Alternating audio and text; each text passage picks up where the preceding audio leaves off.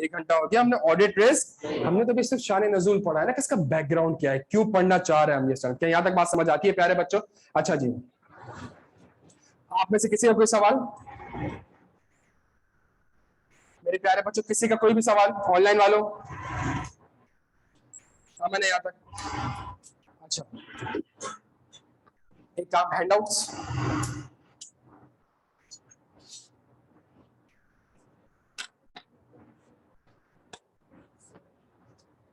Ji sir, ABC and company which is a manufacturing company.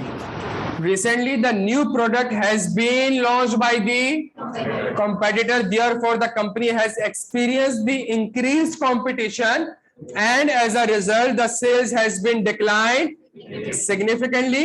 In order to improve the situation, it has decreased the selling price of its product significantly. Since the finance director has informed the audit manager that he expects the increased inventory level at the year end.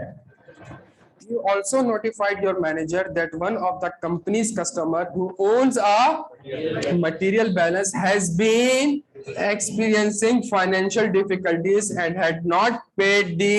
प्यारे बच्चों क्या सवाल समझ आ रहा है? आप एक manufacturing company का ऑडिट कर रहे हैं, उस मैन्युफैक्चरिंग कंपनी को टफ कंपटीशन का सामना है जिसकी वजह से उसके रेवेन्यू डिक्लाइन हो गया। फाइनेंस डायरेक्टर ने कहा कि हमारे पास वेयर हाउस में ठीक ठाक इन्वेंट्री पाइल अप हो चुकी है, प्लस कुछ कस्टमर्स ऐसे हैं जो कि हमें टाइमली पे। सवाल की रिक्वायरमेंट, आइडेंटिफाई एंड इवैल्यूएट दी। प्यारे बच्चों क्या इस सवाल में मुझे कोई 2 ऑडिटर्स बता सकता है? पहला इन्वेंट्री, दूसरा जबरदस्त। कितना मजेदार, कितना मजा आ रहा है कि सवाल पढ़ा और 2 रिस्क क्लिक हो गए। मुश्किल कब आएगी? 10 मिनट दे रहा हूं। इस सवाल में मुझे ऑडिट रिस्क आप ड्राफ्ट करके दें, जो आपको समझ आता है, जैसा आपको समझ आता है, और जब आप ड्राफ्ट करेंगे उसके बाद जाके हम समझेंगे ऑडिट रिस्क होता क्या है। क्या क्लियर है प्यारे बच्चों? जल्दी से छेती स्टार्ट हो जाए। सर मुझे पता है इस सवाल में कौन सा रिस्क है, लेकिन सर मुझे लिखने में थोड़ा सा मसला हो रहा है कि मैं पहले क्या लिखूं, बाद में क्या लिखूं, उसका एंड कैसे करूं, उसकी इब्तिदा कैसे करूं और उसका एंड कैसे करूं, ये मसला आ रहा है। मुझे पता है कि इन्वेंट्री की इंपेयरमेंट का रिस्क है, लेकिन सर स्टार्ट कहां से करूं और एंड कहां से करूं। अब ये अगेन प्यारे बच्चों, आपको लगता है कि स्टैंडर्ड में इन्वेंट्री का ऑडिट रिस्क की ड्राफ्टिंग बताई गई होगी? नहीं बताई। ये इनहेरेंट लिमिटेशन वाला सवाल नहीं कि आपने सवाल पिक कर लिया तो आपने यहाँ पे ड्राफ्टिंग टेक्निक आपकी मैटर करेगी प्यारे बच्चों। क्या यहाँ तक बात समझ आती है? अब हम क्या करने जा रहे हैं, हम ड्राफ्टिंग टेक्निक समझने जा रहे हैं। बट ड्राफ्टिंग टेक्निक समझते हुए मेरी रिक्वेस्ट है आपसे, शुरू की 2 क्लासेस को सामने रखिएगा, सही है? और जो समझाने की कोशिश कर रहा हूं उसको थोड़ा सा आप नोट किसी ने नहीं करना है। क्या यहाँ तक बात समझ आती है? अच्छा आ जाइए, स्टार्ट करता है।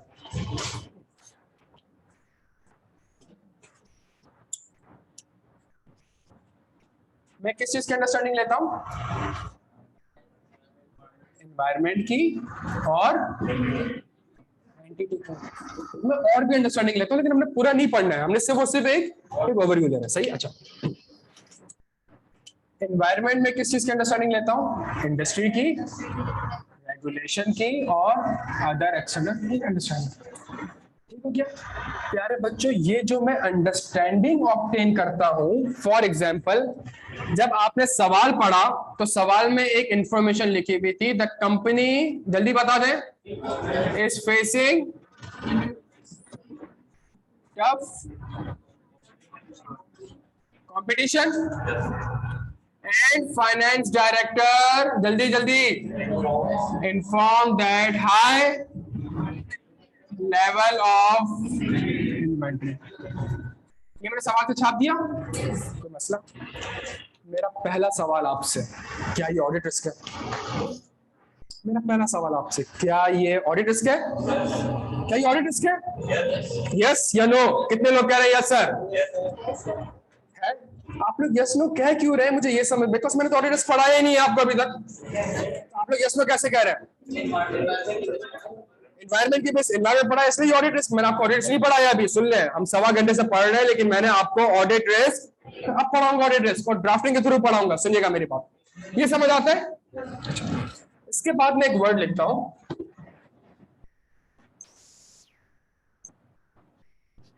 therefore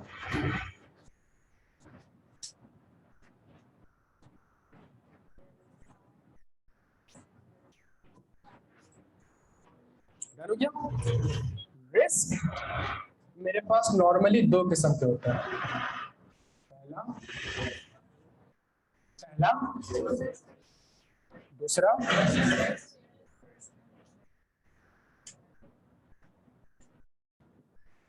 इन्वेंट्री कितने रुपए की आ रही है 100 रुपए की सुनिएगा फाइनेंशियल स्टेटमेंट्स में इन्वेंट्री कितने रुपए की आ रही है 100 रुपए की फाइनेंशियल स्टेटमेंट इन्वेंट्री आ रही है 100 रुपए की आने कितने की चाहिए अंदाजन आने कितने की चाहिए IS2 के हिसाब से कितने की आनी चाहिए जल्दी से बता दे IS2 के हिसाब से इन्वेंट्री कितने की आनी चाहिए 80 रुपए की इतने की आनी चाहिए मैनेजमेंट ने कितने पे रिकॉर्ड की हुई है इट मींस मैनेजमेंट ने इस बैलेंस को क्या करा हुआ है क्या करा हुआ है ओवर स्टेट किया हुआ है ज्यादा पे रिकॉर्ड किया हुआ है ये वर्ड समझ आता है मैनेजमेंट ने इस बैलेंस को मैं 100 बच्चे पढ़ाता हूं मैं जाके कह दूंगा मैं 700 बच्चे पढ़ाता हूं तो मैं अपने नंबर्स को क्या कर रहा हूं मैं ओवर स्टेट कर रहा हूं यहां तक बात समझ आती है सबके तो मैंने साइमल्टेनियसली मुझे इसको पे करना है कितने पे करना है मुझे इसको पे करने मेरी लायबिलिटी है मेरी लायबिलिटी क्या है मेरी अकाउंट पेबल है मुझे एक्चुअल में पे कितने करने हैं मुझे इसको एक्चुअल में पे करने हैं 100 रुपए लेकिन चूंकि लायबिलिटी है मैं ज्यादा रिकॉर्ड करूंगा तो मेरे लिए मसला होगा मैंने कितने पे रिकॉर्ड किया हुआ है इसको मैंने रिकॉर्ड कितने पे किया हुआ है इट मींस होना कितने पे चाहिए था 100 रुपए में रिकॉर्ड कितने पे कर रहा हूं इट मींस इस बैलेंस को मैंने अंडर स्टेट किया हुआ है 100 रुपए पे रिकॉर्ड होना चाहिए था मैंने इस बैलेंस को 80 रुपए पे रिकॉर्ड किया हुआ है क्या ये 2 वर्ड्स मुझे समझ आते हैं over statement and under statement क्या 2 वर्ड समझ आते हैं अच्छा हम आगे अब एग्जांपल्स पढ़ेंगे और तुम्हें और अच्छे समझ आ जाएगा डन है यहाँ पे there is a risk of over statement sir PP inventory account receivable account payable cash and bank loan security deposit जो भी आपने चाहे लिख दिया हम बैलेंस शीट कवर कर रहे हैं अच्छा P&L की assertions अलग है हम बाद में डिस्कस करेंगे अच्छा सारी बैलेंस शीट मेरे पास assertions कौन सी होती हैं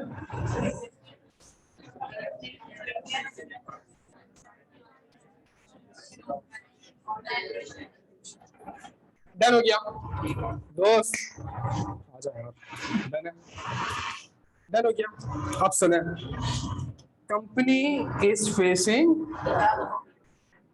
and also the finance director informed that the high level of inventory is expected at the year end therefore there is a risk of overstatement of valuation of inventory या अब अच्छा लग रहा है रिस्क अब प्रिसाइज है अब मजा आ रहा है कितना जबरदस्त पहला पैराग्राफ मैंने कहां से कॉपी किया सवाल से क्या लिखा मैंने कि जी due to tough competition the company is facing the tough competition finance director inform that the high level of inventory is expected at the therefore there is a risk of over statement of valuation of inventory या over statement of inventory क्या ये drafting अच्छी लग रही है प्यारे बच्चों क्या ये बात अच्छा थोड़ा सा और चेंज करते हैं सुनिएगा मेरी बात को थोड़ा सा और चेंज करते हैं कस्टमर जल्दी इज नॉट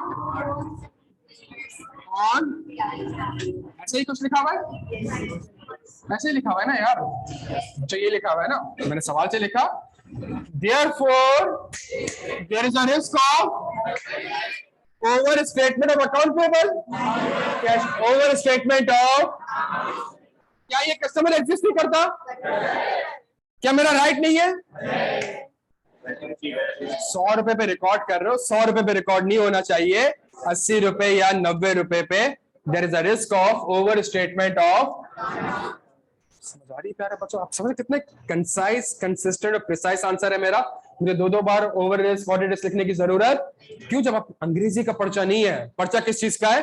ऑडिट का पर्चा है, तो ऑडिट की तरह उसको हमने लिखना है। क्या तक बात समझ आ रही है? ड्राफ्टिंग पसंद आई प्यारे बच्चों? ये दुनिया की सबसे घटिया ड्राफ्टिंग है। क्यों? क्यों? बिकॉज जो रिक्वायरमेंट है वो मिसिंग है मेरे आंसर में। And what is the fucking requirement? नहीं, identify, evaluate, where is the audit risk? सवाल की रिक्वायरमेंट है identify and evaluate the where is the audit risk. Answer में तो ऑडिट रिस्क जिस चीज के मार्क्स है वही नहीं है। अंग्रेजी अच्छी है प्रिसाइज है, लेकिन जिस चीज के मार्क्स है वही। तब याद है स्टूडेंट इररिलेवेंट लिखता है, क्या रिक्वायरमेंट कुछ और होती है। क्यों होती है? यही रीजन है। सवाल ये है मेरे प्यारे बच्चों, जिस नाम से क्लास का आगाज किया था उस नाम को आप पढ़ते हैं। ये है क्या audit risk? What is audit risk? इसका जवाब मैं आपको नहीं दूंगा। इसका जवाब हम पहली दूसरी क्लास में ऑटोमेटिकली पढ़ चुके हैं। जब मैं आपसे कह रहा हूं कि डायग्राम देखें, ये 90% मेरे क्लासेस का आंसर आपको उस डायग्राम से मिलेगा। What is audit risk? कौन सी डायग्राम थी? जल्दी, डायग्राम कौन सी थी? 3 पार्टी रिलेशनशिप। कौन? Share holder. कौन? कौन? उसके बाद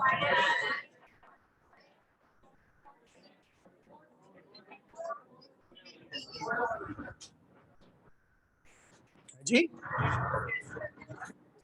what is audit risk? What is audit risk? Financial statement IFRS के हिसाब से नहीं है। गलत। पूरा आंसर सही है, एक अल्फाज गलत, और वो अल्फाज इतना गलत है कि वो कॉन्सेप्चुअली गलत है। जबरदस्त। शायद, शायद क्यों? आप प्लानिंग फेज में बैठे हुए हो, आपने अभी काम थोड़ी किया है। आप कह रहे हो कि ये भी हो सकता है, ये भी हो सकता है, ये भी हो सकता है। जब काम कर लोगे तो उसके बाद कहोगे यहां या तो ये सही है। अभी आप प्लानिंग फेज में। नए कॉम्पिटिटर के आने से इन्वेंट्री में मसला हो सकता है।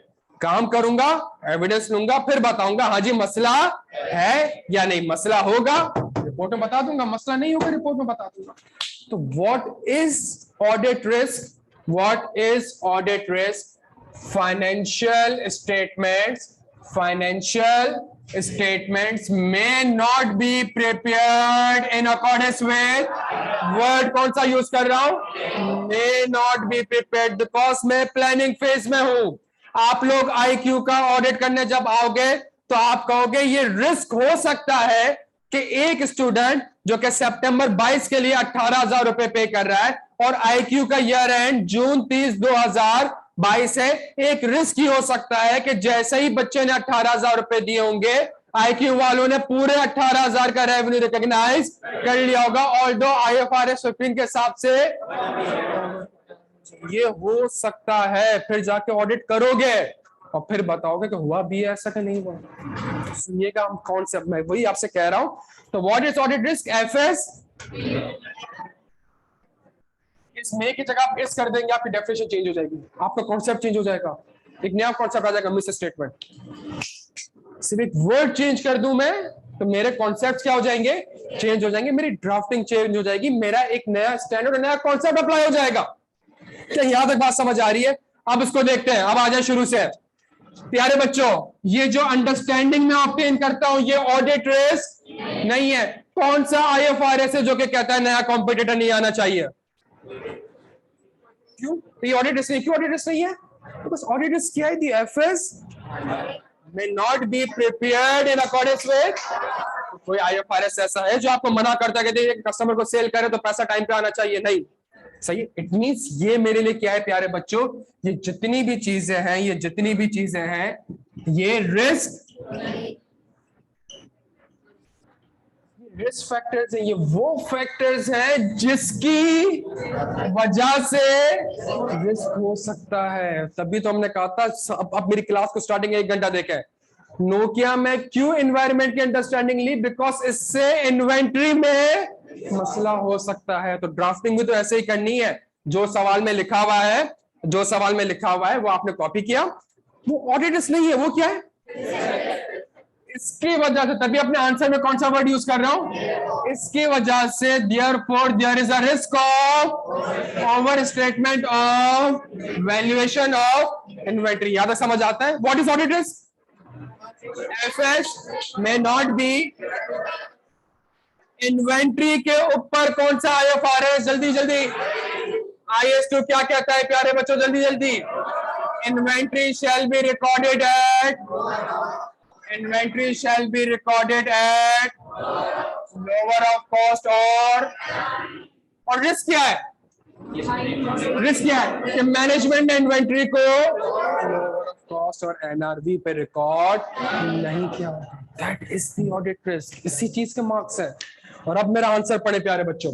The company is facing the tough competition, also the finance director inform that there is a high level of inventory at the, therefore there is a risk of overstatement of inventory because inventory may have been impaired or no impairment or adequate impairment may have been recorded by the management as per।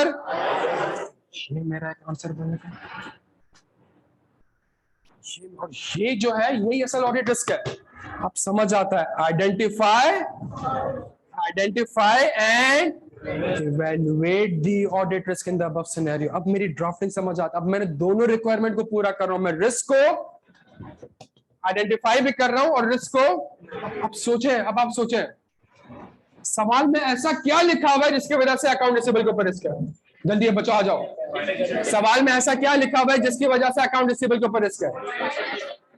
कि customer आपको timely payment, ये audit risk नहीं है, ये क्या है? Customer is not paying on। इसकी वजह से therefore there is a risk of overstatement of। IFRS के हिसाब से क्या रिकॉर्ड होना चाहिए?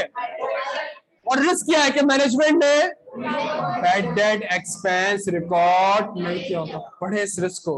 The customer is not paying on time, therefore there is a risk of overstatement of account receivable। क्यों overstatement of account receivable? Because management may not have recorded the, may का word use कर रहा हूँ, is या shall का word use नहीं कर रहा। management may not have recorded the bad debt expense in accordance with IFRS 9। यहाँ तक बात समझ आती है? आप क्यों सवाल में एक चीज भूल रहे हैं? आप में से कितने लोगों ने दो रिस्क आइडेंटिफाई करे? इन्वेंट्री और रिसीवेबल। जल्दी बच्चों, कंपनी की नेचर क्या है? मैन्युफैक्चरिंग है, तो एक और चीज भी आ रही होगी। क्या आ रही होगी? क्या आपकी सेल्स हो रही है?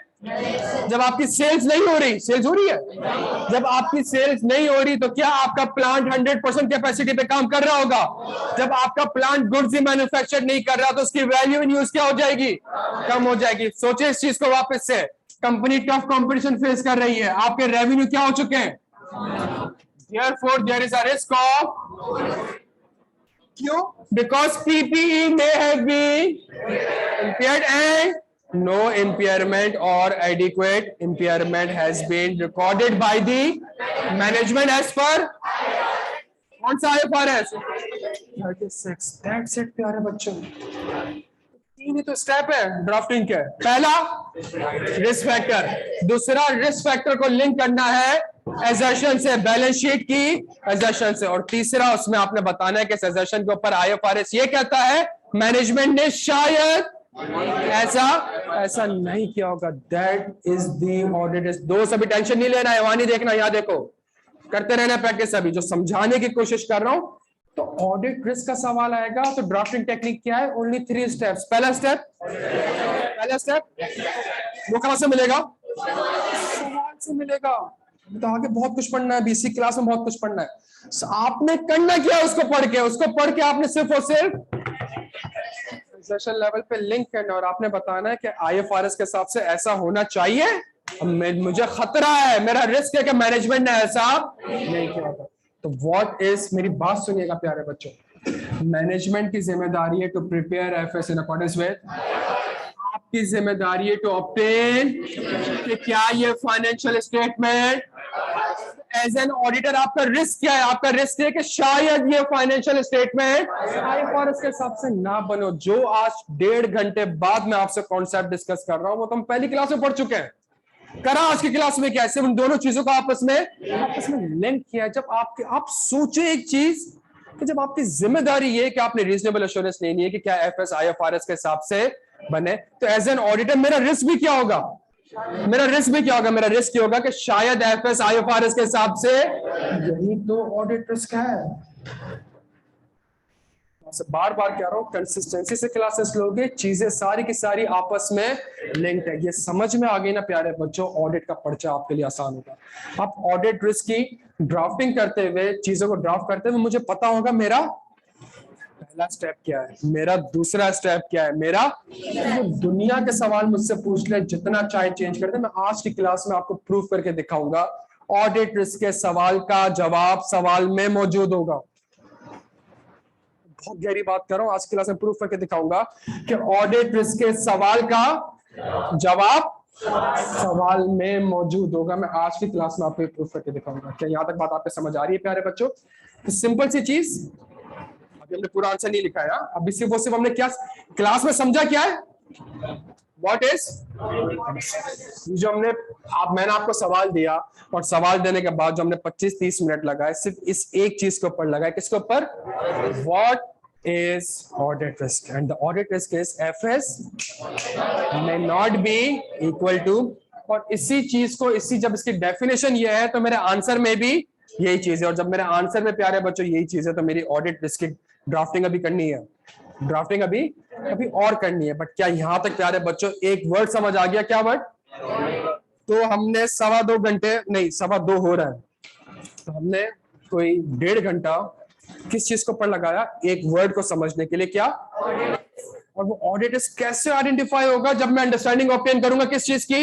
एनवायरनमेंट की और जब ये अंडरस्टैंडिंग ऑब्टेन करूंगा मेरे पास कुछ इंफॉर्मेशन आएगी, वो ऑडिट रिस्क नहीं है, उसकी वजह से ऑडिट रिस्क हो सकता है। कहां पे हो सकता है? वहां से लिंक कर दे, तो उसकी एक्सर्शन लेवल पे उसको लिंक करते हैं और फिर बता दें ऑडिट रिस्क क्या है, कि आईएफआरएस ये कहता है, मैनेजमेंट ने ऐसा शायद ना किया। क्या यहां तक मेरे प्यारे बच्चों बात समझ आती है? ड्राफ्ट नहीं करा है अभी, ड्राफ्टिंग हमने अभी नहीं करी, अभी तो इस सवाल को वापस से बैठ के ड्राफ्ट करना है, इसके बाद अगला सवाल ड्राफ्ट करना है और एक टेक्निक के ऊपर काम करना है। बट क्या ये बात आपको समझ आती है मेरे प्यारे बच्चों?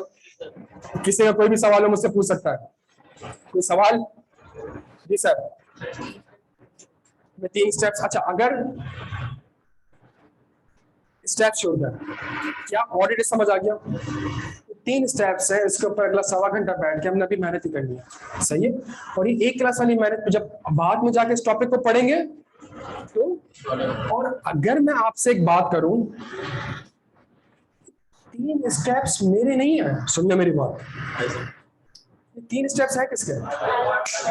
ये 3 स्टेप्स है किसके? आयजा के कैसे हैं? मुझे एक बात बताएं, आपने शुरू 1.25 घंटा क्लास सही से ली थी, हम किस चीज की अंडरस्टैंडिंग ऑब्टेन करते हैं? एनवायरनमेंट की, और ये पहला स्टेप है। जब अंडरस्टैंडिंग ऑब्टेन करी तो उस अंडरस्टैंडिंग को मैंने किससे लिंक किया? किससे लिंक करा? Property, plant and equipment, inventory, इनकी ये पढ़ाया था क्लास में, ये हमने पढ़ा था इसी तरीके से। शुरू के आधा घंटा नोकिया की एग्जांपल ली, फिर आधा घंटे बाद उसको लिंक करा कि यार इसकी वजह से यहाँ पे मसला, ये सेकंड स्टेप है।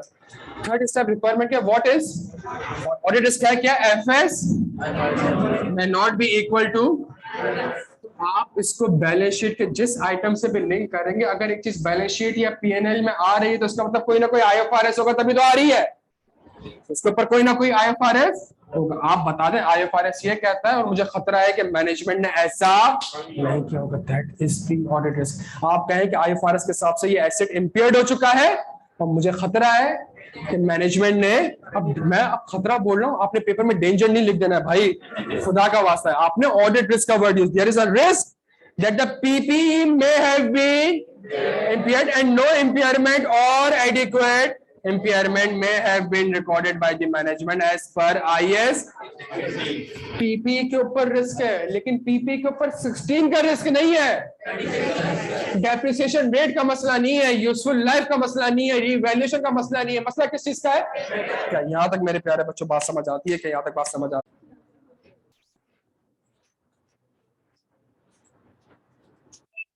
समझ आ गया ऑडिट रिस्क है क्या? ये समझ आ गया कि ऑडिट रिस्क क्यों है, इसकी लिंकिंग कहां से हो रही है? क्या ये बात समझ आती है हमें? ऑडिट रिस्क को आइडेंटिफाई करने के लिए हमें क्या अंडरस्टैंडिंग ऑब्टेन करनी पड़ेगी? ये जो हम अंडरस्टैंडिंग ऑब्टेन करते हैं, ये ऑडिट रिस्क नहीं है, ये इसकी वजह से कोई ना कोई फाइनेंशियल स्टेटमेंट में कहीं ना कहीं कोई रिस्क हो सकता है। वो रिस्क क्या है वो आपने यहाँ पर सिर्फ लिखना है। ये बात समझ आती है प्यारे बच्चों? जो सवाल मैंने आपको क्वेश्चन नंबर 1 दिया है, मैं आपको अगेन अब 10 मिनट देता हूं, उसको अब आपने वापस से ड्राफ्ट करना है। सही है, मैं अगेन 10 मिनट आपको देता हूं। आपने 2 रिस्क ड्राफ्ट नहीं करने, आपने कितने रिस्क ड्राफ्ट करने? 3। देखें, अगर मैन्युफैक्चरिंग कंपनी है, नेचर ऑफ द एंटिटी, अगर मैन्युफैक्चरिंग कंपनी है तो उसके पास प्लांट एंड मशीनरी भी आ रहा होगा। जो प्लांट एंड मशीनरी आ रहा होगा, सेल्स नहीं हो रही, तो प्लांट एंड मशीनरी शायद क्या हो चुका होगा? इंपेयर्ड हो चुका होगा। क्या यहां तक बात समझ आती है? चले जी, 10 मिनट दे रहा हूं, उसको ड्राफ्ट करें। बच्चों आ जाए, मेरी बात सुनो और गौर से सुनो। ड्राफ्टिंग कैसे, अब ऑडिट समझ आ गया, अब ड्राफ्ट कैसे करना है? 3 स्टेप्स है। पहला स्टेप, असल जो में ड्राफ्टिंग समझ आएगी वो क्लास के आखिर के 2 मिनट में समझ आएगी। सही, तो अगला आधा पौना घंटा बिल्कुल एक्टिव रहना है सबने। सबसे पहली चीज क्या? Risk factor. मैंने कहा company is facing the tough competition, finance data inform that there is a high level of inventory at the, इसके ये फैक्टर है, तो इसकी वजह से therefore there is a risk of over statement of inventory, over statement of valuation of inventory. सही है, valuation of inventory के ऊपर कौन सा स्टैंडर्ड अप्लाई हो गया? IS2 के हिसाब से इन्वेंटरी क्या हो चुकी है शायद? तो इन्वेंटरी में हैव बीन इंपेयर्ड। तो मैंने कहा IS2 के हिसाब से क्या हो चुकी है? IFRS के हिसाब से इन्वेंटरी may have been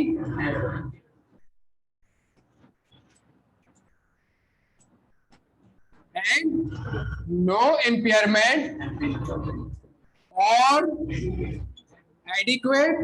ये समझ आते हैं? नो और एडिक्वेट क्यों लिख रहा हूं भाई? 30 रुपए का प्रोविजन रिकॉर्ड कर रहा है, 3 रुपए का कर दिया, तो अब भी गलत है। ये भी तो रिस्क हो सकता है मेरा।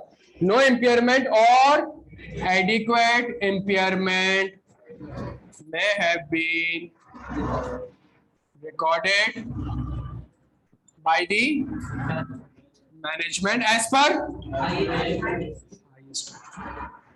बात समझ आ रहा है? सुनिएगा मेरी बात को, अब मेरी ड्राफ्टिंग देखिएगा। मेरा पहला स्टेप रिस्क फैक्टर, मेरा दूसरा स्टेप इस रिस्क फैक्टर को मैंने लिंक कर दिया किससे?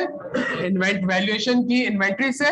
और तीसरा स्टेप, एफएस में not be equal to IFRS के हिसाब से, IFRS के हिसाब से इन्वेंट्री क्या हो चुकी है? इन्वेंट्री में हैव बीन, ये किसके हिसाब से हुई है?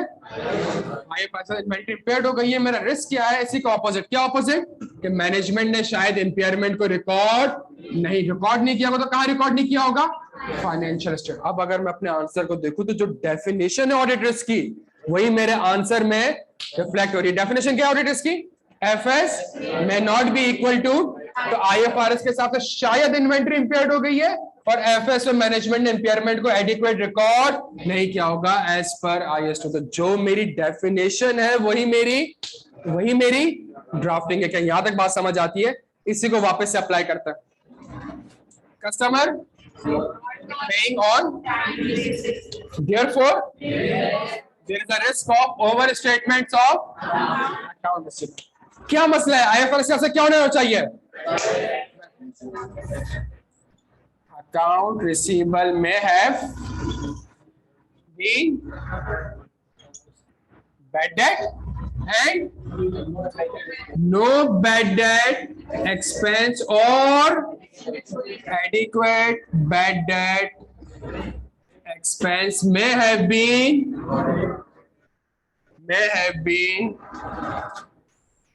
recorded by the management as per क्या यहाँ तक मेरे प्यारे बच्चों बात समझ आती है? अगर मैं इसके हिसाब से भी देखूं तो अगर एक कस्टमर पेमेंट नहीं कर रहा आपको तो आईएफआरएस के हिसाब से ये क्या हो चुका है? आईएफआरएस के हिसाब से बैड डेट। और मेरा रिस्क क्या है कि फाइनेंशियल स्टेटमेंट में मैनेजमेंट ने बैड डेट एक्सपेंस रिकॉर्ड नहीं किया होगा एज पर एफएस में not be equal to IFRS. जी सर।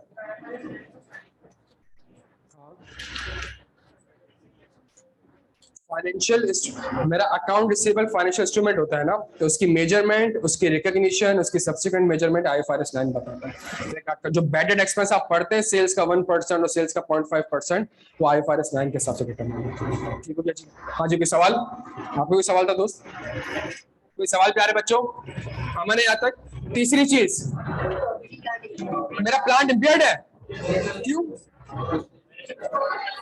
सेल्स नहीं हो रही, नया कॉम्पिटिटर आ गया तो मेरी सेल्स नहीं हो रही। Therefore, there is a risk of overstatement of PP। PP क्या हो चुका है? तो PP may have been IFRS and no impairment or adequate impairment may have been recorded by the management as per। समझ रहे ये?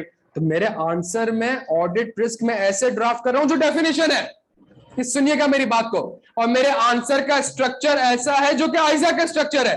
आइजा मुझे कहते हैं अंडरस्टैंडिंग ऑब्टेन करो, आइजा कहते हैं उस अंडरस्टैंडिंग को लिंक करो एजर्शन लेवल पे। और फिर तीसरी चीज ऑडिट रिस्क है क्या, उसकी डेफिनेशन मेरे आंसर में जिस बच्चे को आइजा का स्ट्रक्चर समझ में आ जाएगा, आइजा का स्ट्रक्चर और मेरी ड्राफ्टिंग का स्ट्रक्चर दोनों आपस में लिंक्ड होंगे। तो अगर आइजा का स्ट्रक्चर समझ में आ जाएगा तो ड्राफ्टिंग भी उसी स्ट्रक्चर के हिसाब से होगी। क्या यहां तक मेरे प्यारे बच्चों बात समझ आती है? सब रेडी है यहाँ पे? अच्छा, सवाल में जाए, आंसर पीछे यहाँ पे आंसर आ रहा होगा आपका, जल्दी से आ जाए।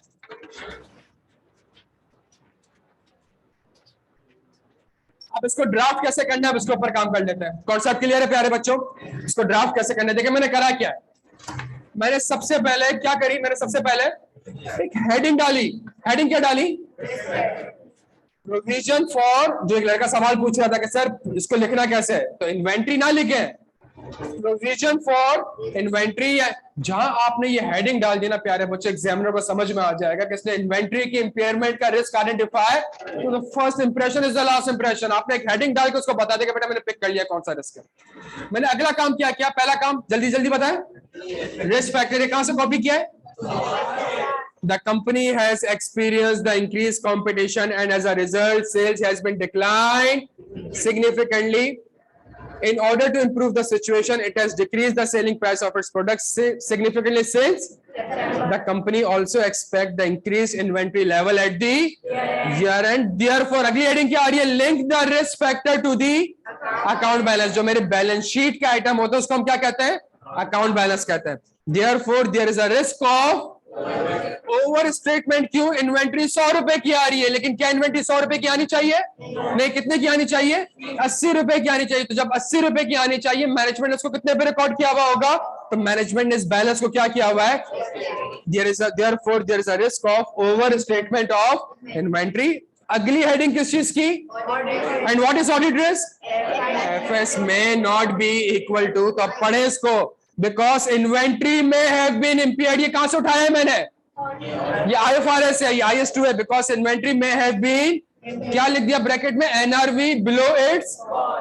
एंड एफएस में क्या हुआ होगा? एफएस में and no impairment or adequate impairment may have been recorded by the। किसका नाम लिख रहा हूं? मैनेजमेंट। क्यों लिख रहा हूं? जिम्मेदारी किसकी है? Management is primarily responsible to prepare FS in accordance with। तो मैनेजमेंट ने इंपेयरमेंट रिकॉर्ड नहीं की होगी एफएस, और आईएफआरएस के हिसाब से इंपेयरमेंट रिकॉर्ड होनी चाहिए। यही तो मेरा क्या है प्यारे बच्चों? यही तो ऑडिट रिस्क है। क्या यहां तक बात समझ आती है? अब मैं आगे एक और रिस्क पढ़ रहा हूं, provision for accounts. Again start कहां से होगा? Risk factor. One of the companies customer has been experiencing the financing and has not paid the invoices. सवाल से कॉपी कर लिया। इसकी वजह से therefore there is a risk of overstate। आपने अकाउंट रिसीवेबल को 100 रुपए पे रिकॉर्ड किया हुआ, आईएफआरएस के हिसाब से 100 रुपए रिसीव नहीं होंगे, 80 रुपए रिसीव होता। आपको 80 पे रिकॉर्ड करना चाहिए था, आपने बैलेंस को ओवरस्टेट करा हुआ है। कहां पे करा हुआ है? 100 रुपए पे किया हुआ है, therefore there is a risk of overstatement of accounts. क्यों अकाउंट स्टेटमेंट की ओवर स्टेटमेंट का मसला है? बिकॉज रिसीवेबल में हैव बीन, ये कहां से लिख रहा हूं मैं, ये IFRS है, बिकॉज रिसीवेबल में हैव बीन, तो IFRS के हिसाब से रिसीवेबल इंपेयर्ड है, और मैनेजमेंट ने शायद FS में इंपेयरमेंट को या तो रिकॉर्ड ही नहीं किया होगा, या अगर रिकॉर्ड किया भी होगा एडिक्वेट प्रोविजन या adequate bad debt expense record नहीं किया होगा। क्या यहां तक बात समझ आ रही है? मैं आपको तीसरा आंसर भी पढ़ता हूं। Impairment of PP due to tough competition the sales of the company has significantly declined, therefore company has also reduced its selling price, therefore there is a risk of, because PP may have been impaired carrying amount higher than the, ये दोनों word से आप आगे होंगे, सही है, and no impairment or adequate impairment may have been recorded by the management as per IAS 36। आप तीनों रिस्क देख लें, तीनों रिस्क का स्ट्रक्चर सेम है, ड्राफ्टिंग सेम है, और सबसे अच्छी बात यह है कि जो आइजा का स्ट्रक्चर है वैसे ही मैं अपना आंसर, तो कितना अच्छा हो जाएगा जब एक आइजा स्ट्रक्चर में पढ़ रहे हैं और ड्राफ्ट भी वैसे ही कर रहे हैं, पढ़ कुछ और रहे हैं, ड्राफ्ट कुछ और कर रहे हैं, तो बच्चों हमेशा कंफ्यूज ही रहोगे ना पेपर में। तो आइजा आज हमने क्या पढ़ा? आज हमने आइजा 315 पढ़ा कि मैंने क्या ऑब्टेन करनी होती है? अंडरस्टैंडिंग। अंडरस्टैंडिंग जो मैं ऑब्टेन करता हूं, ये मेरा ऑडिट रिस्क नहीं है, मेरा क्या है? यही चीज आपने कर ली। आइजा ने अगली चीज क्या बोली कि जो अंडरस्टैंडिंग ऑब्टेन करी है उसको आपने लिंक करना है एसर्शन लेवल। मैं भी अपने आंसर में यही कर रहा हूं, और सवाल की रिक्वायरमेंट क्या है? What is audit risk? FS may not be equal to, तो मेरा आंसर आप देख लें, उसके अंदर आपको IFRS की भी झलक दिख रही होगी, उसके अंदर FS की भी झलक दिख रही होगी, और दोनों चीजें आपस में बराबर, यही तो मेरा ऑडिट रिस्क होगा कि FS may not be equal to IFRS का। यहां तक बात समझ आ रही है प्यारे बच्चों? क्या क्लियर हम सारे यहाँ पे? अच्छा जी, जो क्वेश्चन नंबर 1 के लिए कोई सवाल आप लोगों को तो मुझसे पूछ सकते हैं। कोई सवाल पूछता हूं। मेरे पास एक प्लांट एंड मशीनरी है, उसमें आग लग गई, मैंने प्लांट एंड मशीनरी खत्म, मैंने सोचा मैं 10 साल चलाऊंगा इसको, उसमें आग लग गई, और अब उसकी यूजफुल लाइफ, अब वो 4 साल ही चल सकता है, वो 10 साल। अब यहाँ पे किस चीज का रिस्क है? अब यहाँ पे यूजफुल लाइफ का रिस्क है कि मैनेजमेंट ने अपनी यूजफुल लाइफ को चेंज नहीं। अब 36 का तो बाद में रिस्क आएगा, पहला रिस्क किस चीज का हो गया? IAS 16 का, कि जब 4 साल इकोनॉमिक बेनिफिट मिलेंगे, जब रेवेन्यू अगले 4 साल में आएगा तो एक्सपेंस भी अगले 4 साल में आना चाहिए। ऐसा नहीं कि प्लांट को आप 4 साल यूज करें तो रेवेन्यू 4 साल में और एक्सपेंसेस को आप अगले 10 सालों में रिकॉर्ड करें। तो मतलब आपको पता है ना, ये अकाउंटिंग के स्टैंडर्ड्स में हम share holder matching concept share holder को सामने रखते हैं ना। एक शेयर होल्डर, एक आज प्लांट लेता हूं मैं, इसकी यूजफुल लाइफ 5 साल है, सही है? मुझे बाद में लगता है कि यह 5 साल नहीं है, बल्कि लेट से 2 साल है। अगर मैं यूजफुल लाइफ चेंज करता हूं तो मुझे एक्सपेंस भी ओवर दी, क्यों? बिकॉज रेवेन्यू अगले 2 सालों में आना है, तो एक्सपेंस भी अगले 2 साल। ऐसा नहीं हो सकता यार कि मैं रेवेन्यू अगले 5 साल तक रिकॉर्ड करता रहूं और एक्सपेंस में आज 2 साल में किसी भी रिकॉर्ड करता हूं। ये मैचिंग कॉन्सेप्ट कभी भी नहीं होगा। क्या यहां तक बात समझ आती है हमें? अच्छा जी, क्वेश्चन नंबर 2 मेरे प्यारे बच्चों,